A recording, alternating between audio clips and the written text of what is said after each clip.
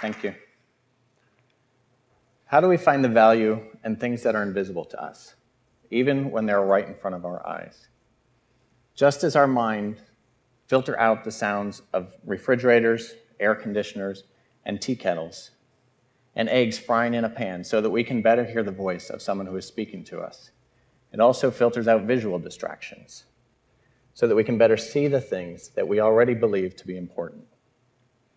Look at these 2 pages. What do you see immediately? If your name happens to be Michael or Emily, we imagine your name popped out to you. Because of your lived experience, these names are important to you, and you see them immediately. 4 months ago, I started growing a beard and started dealing with all of the typical beard problems. Like what? Itchiness, dandruff on my nice black shirts, itchiness. More importantly, I showed up at work one day, only to find that everyone else at the office grew a beard as well. They are significantly more productive in the world of facial hair than I am. But this isn't my office. The larger point is, I saw beards everywhere. The same thing happens when people choose a name for their child. Though initially they decide on a name that doesn't seem to be overly used, as soon as their child is born, it seems like every other baby is named Kremena. Not really. More like Michael or Emily. So what happened? Was there a memo circulated, which I received, telling me I should name my baby Michael? Or did I start a new trend? Neither of this is the case. What happens is that I jump-started my own awareness of the name Michael. It is important to me, and now I see it everywhere. This happens when we buy a new car. It happens when we work on a Halloween costume for a long time, thinking that it's highly original, only to find out that that year, pretty much everybody else dressed up like, what, a witch? On January 10, 2010, we began a new artwork. We spent 365 days photographing the discarded couches and easy chairs on Lexington's curbs.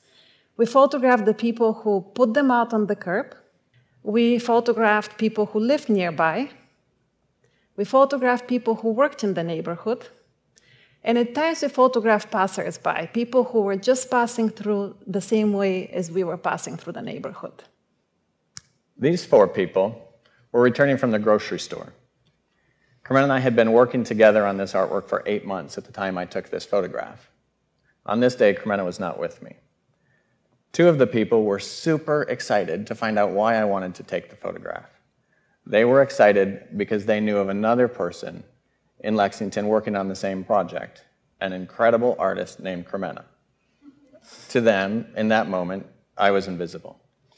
Pretty soon, we became really good at spotting discarded couches everywhere. They seemed to be popping up everywhere. Because they were important to us, we could now see them. So could our friends who knew about our artwork. They started sending us cryptic texts with just an address in them, and we knew exactly what these texts were about. Even today, 8 years later, people still tell us every time they see a discarded couch, they think of this artwork. We know that enabling others, too, to see the couches that line the curbs of our city is an accomplishment, and we know this because we are conditioned to overlook them. They are, after all, trash. We were invited to create companion artworks in Los Angeles, Indianapolis, New Orleans, San Antonio, and Portland.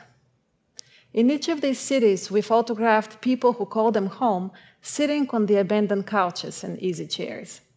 For better or worse, we forced other people to see things previously invisible to them, and not just the discarded furniture, but also the people sitting on the furniture, who are their neighbors, even if they don't live on the same street or in the same neighborhood. We were invited to go to LA by Creative Collaborative, the Bag of Vagabonds, and of course we photographed them on a couch as well. Before we went to LA, we thought we should do our homework, so we sent an email to a distant relative who works in Hollywood, asking him if he could suggest to us streets in Hollywood where we might be able to find discarded couches. You won't be able to find any. Don't even bother, was his response. Well, we photographed this one, and this one, and this one, all in the span of 24 hours, all of them in Hollywood.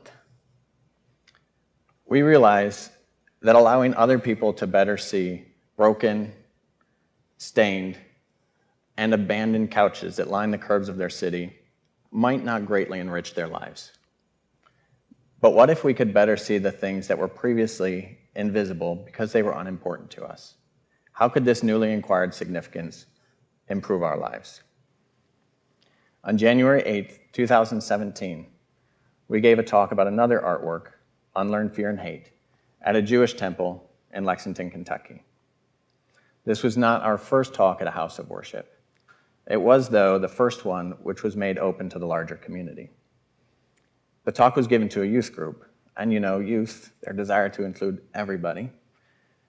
Thankfully, due to this open nature, 2 brave Muslim women showed up at the talk, Neda and Hoda.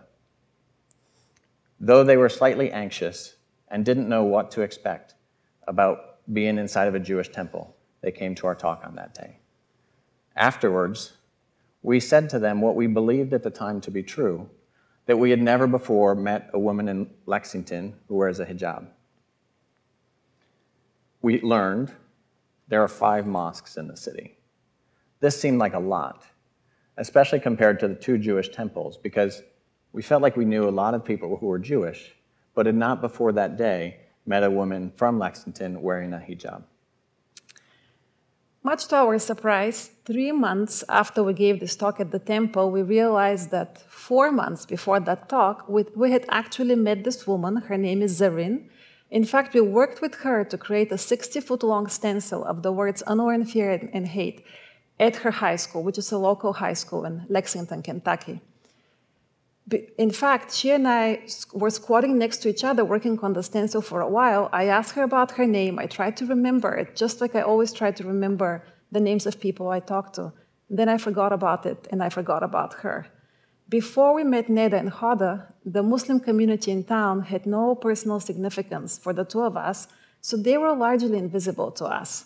After meeting the 2 of them, we could see Zarin much more clearly as well. We worked with her again. We worked with her sister and with her mother, Hanan. Because of meeting Neda, Hoda, Zarin, and Hanan, we feel connected to the Muslim community in town, and we see women wearing hijabs everywhere. In fact, we like telling people that we now see women with hijabs in all public spaces in Lexington. Even driving cars that happen to be the same exact make and model of the car that we are driving, which, as we explained earlier, has an increased significance to us, and we see everywhere. As we were telling this story to Jenny, a friend of ours and local librarian, we learned that Zarin and her family are Jenny's neighbors. We are all neighbors. But how do we see our neighbors, especially those that live on different streets? Perhaps by looking for abandoned couches. Perhaps by making art with them. Or maybe by asking them to hold our children while we clean up the chalk paint and stencils for making a large mural on the pavement. Once Hanan holds my baby, I feel personally connected to her. She's now part of the story of my life I tell. I see women wearing hijabs everywhere. So how do we find the significance of things previously invisible to us?